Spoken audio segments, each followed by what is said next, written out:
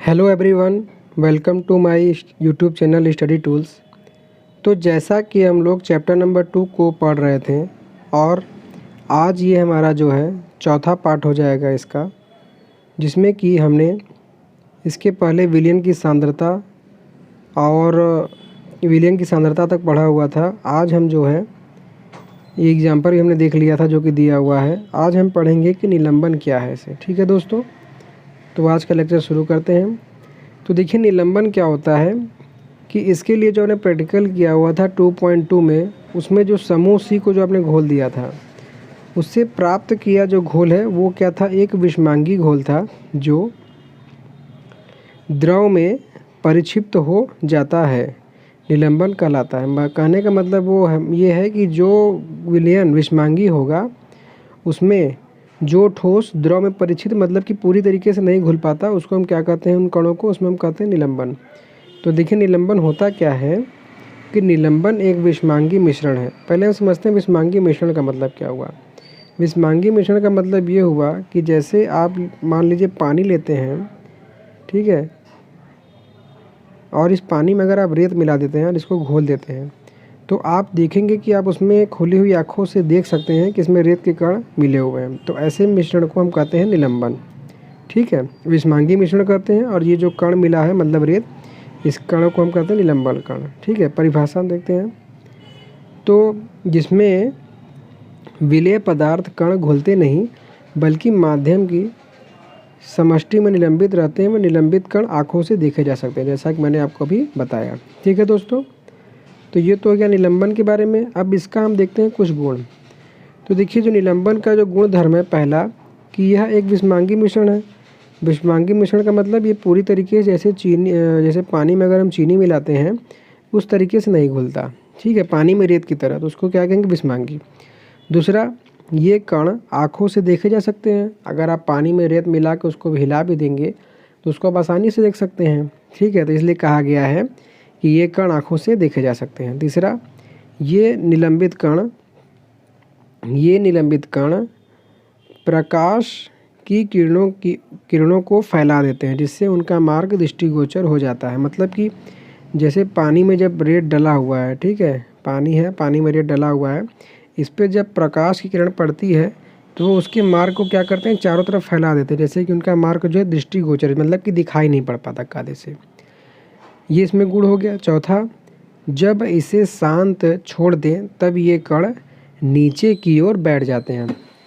कहने का मतलब ये है कि जैसे आपने पानी में रेत को मिला दिया, अब उसको आप कुछ देर के लिए छोड़ देंगे तो होगा क्या कि जो पानी के कण रहेंगे, रेत के कण रहेंगे, वो नीचे बैठ जाएंगे। अर्थात निलंबन अस्थायी होता है, मतलब कि छानन विधि द्वारा इन कणों को मिश्रण से पृथक किया जा सकता है। ठीक है, मतलब कि अगर उसको आप किसी छन्नी या किसी कपड़े से अगर छान देंगे तो आप उसको अलग कर सकते हैं।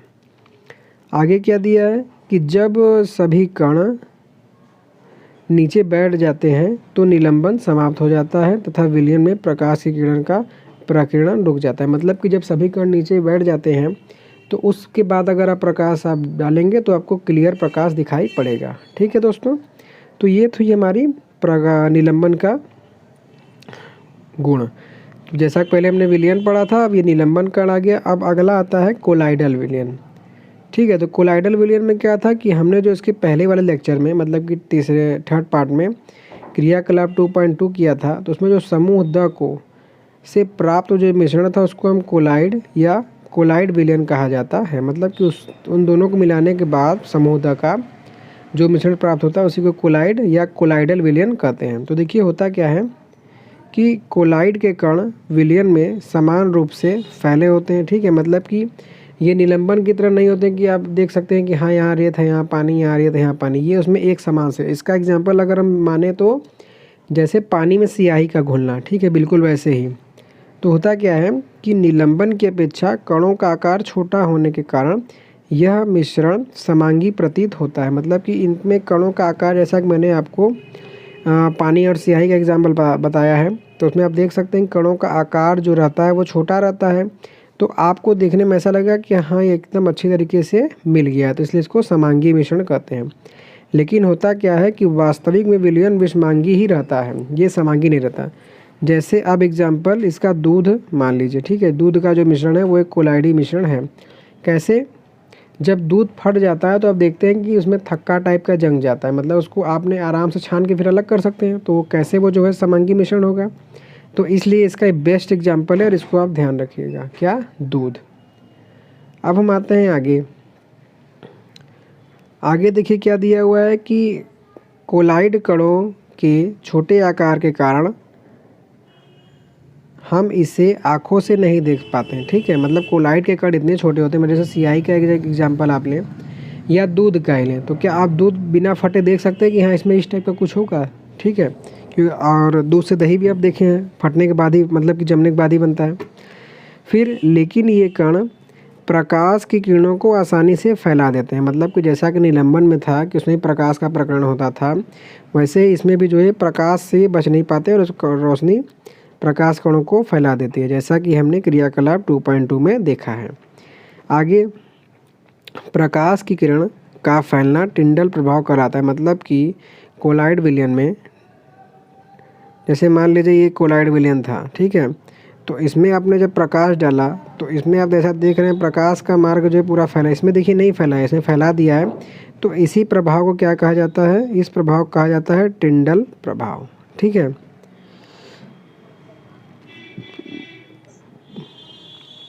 तो ये हो गया। अब टिंडल प्रभाव कहा जाता है। टिंडल क्या था? टिंडल नामक वैज्ञानिक ने इसकी खोज की थी, इसलिए इसका नाम टिंडल पड़ा था। अब देखिए आगे एक प्रैक्टिकल दिया है कि एक कमरे में छोटे छिद्र के द्वारा जब प्रकाश की किरण आती है तब वहाँ पर हम टिंडल प्रभाव को देख सकते हैं। मतलब कि जैसे मान लीजिए आपके घर में रोशनदान वगैरह या कहीं अगर छोटा छेद है, तो सुबह का टाइम देखेंगे कि सूर्य की किरण आती है इस तरीके से। अब सूर्य की किरण आती है इस तरीके से कुछ, अब बीच में जो है रेत के पार्टिकल या धूल के पार्टिकल दिखाई पड़ते हैं, तो इसको क्या कहेंगे हम दोस्तों? टिंडल प्रभाव कहेंगे। अब जैसा कि आप दोनों में देख सकते हैं कि कॉपर सल्फेट का, मतलब ये जो ए नंबर है, ए नंबर में जो है कॉपर सल्फेट मिला हुआ है और बी नंबर में जो है दूध और पानी का मिश्रण। इसमें कॉपर सल्फेट है, इसमें दूध और पानी का मिश्रण। तो कॉपर सल्फेट में टिंडल प्रभाव नहीं बता रहा है। इसका मतलब ये क्या हुआ कि इसके जो कण हैं वो कोलाइड विलयन से, ये मतलब कि ये समांगी मिश्रण है, जबकि दूध तथा पानी का मिश्रण टिंडल प्रभाव को दर्शा रहा है, ठीक है। इसमें आप देख सकते हैं कि प्रकाश का मार्ग दिखाई पड़ रहा है।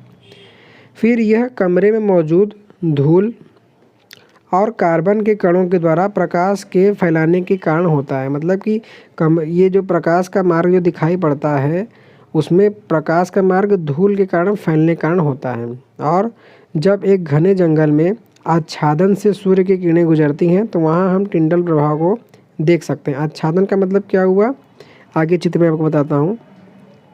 और जंगल के कोहरे में छोटे छोटे जल के कण होते हैं जो कोलाइडी कणों के समान व्यवहार करते हैं, ठीक है दोस्तों। ये देख सकते हैं जैसा कि आप जंगल में, आच्छादन का मतलब क्या हुआ कि जब बड़े बड़े पेड़ हैं तो इनके भी पत्तियों के बीच में जो स्पेस रहता है उससे जो रोशनी आती है और धूल के कण रहते ही है वहाँ पे, तो इस जगह पे हमको जो है टिंडल प्रभाव देखने को मिलता है। अब तो दोस्तों ये जो कोलाइड के कुछ सामान्य उदाहरण दिए गए हैं, इसको समझने से पहले हम इसको कुछ आगे पढ़ते हैं। तो जैसा कि दिया गया है कि कोलाइड के जो क्वालिटी हैं उसको देखते हैं। तो कोलाइड के होता क्या है, पहला गुण कि यह जो है एक क्या है कि एक विषमांगी मिश्रण है, जैसा कि हमारा निलंबन था। इसकी आप दोनों का सिमिलरिटी मिलाएंगे तो आपको दोनों का गुणधर्म, मतलब कि निलंबन और कोलाइड का याद करने में आसानी रहेगा। तो पहला क्या हो गया कि ये विषमांगी था, वो भी विषमांगी था। दूसरा चीज़ कि कोलाइड के कणों का आकार इतना छोटा होता है कि ये पृथक रूप से आँखों से नहीं देखे जा सकते, जबकि निलंबन में देखे जा सकते हैं। तीसरा कि ये इतने बड़े होते हैं कि प्रकाश की किरणें को फैला देते हैं तथा उनके मार्ग को दृश्य बनाते हैं। मतलब कि इनको खुली आंखों से भले से न देखा जा सके, लेकिन ये प्रकाश की किरणों को फैला देते हैं। चौथा, जब इनको शांत छोड़ दिया जाता है तब ये कण तल में बैठते हैं, अर्थात ये स्थायी होते हैं। मतलब कि जैसा कि हमने निलंबन में देखा हुआ था, बिल्कुल वैसे ही इसमें भी अगर शांत छोड़ दिया जाए तो वो उसके जो कण रहेंगे वो बैठ जाते हैं। अगला, ये छानन विधि द्वारा मिश्रण से पृथक नहीं किए जा सकते, जबकि निलंबन क्या था, पृथक किया जा सकता था। किंतु एक विशेष विधि जिसको कि अपकेंद्रीय तकनीक कहा जाता है, इसके बारे में हम क्रियाकलाप 2.5 में देखेंगे के द्वारा इसको अलग किया जा सकता है। अब देखिए कोलाइडी विलयन कैसे बनता है उसके बारे में हम देखते हैं जानकारी। तो देखिए होता क्या है कि कोलाइडी विलयन जो है वो परिक्षिप्त प्रावस्था और परिक्षेपण माध्यम से बनता है। ठीक है, ये दो चीज़ क्या, पहला परिक्षिप्त प्रावस्था और दूसरा परिक्षेपण माध्यम से बनता है। विलेय पदार्थ की तरह का घटक या परिक्षिप्त कण जो कि कोलाइड रूप में उपस्थित रहता है। देखिए ये जो परिक्षिप्त प्रावस्था दिया गया है ये क्या है, ये विलेय पदार्थ है, मतलब कि जिसको हम घोलेंगे। ठीक है, इसको क्या कहते हैं, उसे परिक्षिप्त प्रावस्था कहते हैं। तथा वह घटक जिसे परिक्षिप्त प्रावस्था, जिसमें परिक्षिप्त प्रावस्था निलंबित रहता है उसे परिक्षेपण माध्यम कहते हैं, मतलब कि जिसमें उसको मिलाया जाता है। जैसे कि आपने रेत लिया तो रेत आपका क्या हो जाएगा, परिक्षिप्त प्रावस्था, और वाटर क्या हो जाएगा, परिक्षिप्त माध्यम। ठीक है, तो उसको ये दोनों हो गया। फिर क्या है कि कोलाइड को परिक्षेपण माध्यम, इसके जो माध्यम होते हैं वो ठोस भी हो सकता है, द्रव भी हो सकता है, गैस भी हो सकता है, की अवस्था और परिक्षिप्त प्रावस्था के अनुसार सारणी में बनाया गया है। उसको अब हम सारणी में देखते हैं। तो देखिए जैसा कि आपका सारणी दिया गया है, इसमें आपका ये परिक्षिप्त प्रावस्था दिया हुआ है कि जब कण द्रव के रूप में रहे और जो माध्यम रहे वो गैस रहे, मतलब कि द्रव और गैस मिले, तो इस प्रकार का कौन सा कोलाइड विलयन बनेगा, एरोसॉल। एरोसॉल का अगर हम एग्जाम्पल देखें तो क्या हो जाएगा, ये जैसे कोहरा, बादल, कुहासा। दूसरा, अगर जो कण रहेगा वो ठोस के रूप में रहे और माध्यम गैस ही रहे तब भी क्या बनेगा, एरोसॉल। इसका उदाहरण क्या हो गया, धुआं, स्वचालित वाहन का निथार। और अगर अब कण अगर गैस हो जाए और माध्यम को अगर हम द्रव ले लें तब क्या बनेगा, फोम बनेगा। ठीक है, जैसे शेविंग क्रीम है इसको, जो कि आप जानते हैं। अगला, अगर जो कण रहे वो लिक्विड के फॉर्म में रहे, मतलब कि द्रव रहे और उसको द्रव में ही हम मिलाएं तो इसको हम क्या कहेंगे, इमल्शन। जैसा कि दूध, फेस क्रीम। तो ये सब जो आपके दैनिक जीवन में चीज़ें, इसको आप ध्यान रखिएगा कि इसमें जो परिक्षिप्त प्रावस्था होती है वो द्रव है और माध्यम भी द्रव है। अगला, अगर कण ठोस के रूप में रहे और माध्यम द्रव रहे तो क्या बनेगा, सॉल। सॉल मतलब मैग्नीशिया मिल्क या कीचड़, कीचड़ से आप इसको ध्यान से समझ सकते हैं। फिर अगर प्रावस्था कण की गैस रहे और माध्यम की ठोस रहे तो भी क्या बनेगा, फोम ही बनेगा, जैसे फोम, रबड़, स्पंज, म्यूजियम। और अगला, जब कण द्रव के रूप में रहे और माध्यम जो है ठोस के रूप में रहे तब बनेगा जेल, जैसे जेली, पनीर, मक्खन। और जब कण जो है ठोस के रूप में रहे और माध्यम ठोस के रूप में रहे तब बनेगा ठोस सॉल्ट, जैसे रंगीन रत्न पत्थर या दूधिया कांच। तो दोस्तों इसमें से जो आपके दैनिक जीवन चीज़ें वो सबको तो ध्यान ही रखिएगा। ठीक है, और सबके एक एक एग्जाम्पल हो सके तो ध्यान रखिएगा, आपको जिससे बहुत बेनिफिट होगा एग्ज़ाम में। तो इस तरीके से हमने जो है आज कोलाइड की तरह देखा है। और इसके बाद जो कुछ दिया गया प्रश्न वो देखते हैं कि उदाहरण के साथ समांगी एवं विषमांगी में मिश्रणों में विभेद कीजिए। तो आपको मैंने ये लेक्चर बताया, आप अच्छे समझ सकते हैं। विलयन के बारे में हमने इसके पहले वाले लेक्चर में देखा था। निलंबन और कोलाइड का जो गुणधर्म हमने देखा था उससे आप इसमें कर सकते हैं। तीसरा क्वेश्चन क्या है कि एक संतृप्त विलयन बनाने के लिए 36 ग्राम सोडियम क्लोराइड और 100 ग्राम जल को 273 केल्विन पर घोला जाता है, इस तापमान पर इसकी सांद्रता। तो देखिए दोनों का जो है द्रव्यमान दिया गया है, तो क्या हो जाएगा, हम द्रव्यमान वाला फॉर्मूला लगाएंगे, मतलब कि जो विलेय पदार्थ है वो 36 हो जाएगा और विलयन का करेंगे तो 100 ग्राम प्लस 36 बटे में 136 × 100। इस तरीके से इसकी आप सांद्रता का प्रतिशत निकाल सकते हैं। कोई दिक्कत रहेगा तो बताइएगा। कल से हम जो है अगले नेक्स्ट वीडियो में इसको देखेंगे। और अगर आपको एग्ज़ाम क्वेश्चन में अगर प्रॉब्लम रहेगा इसमें तो मैं इसको उसमें कंप्लीट करा दूंगा।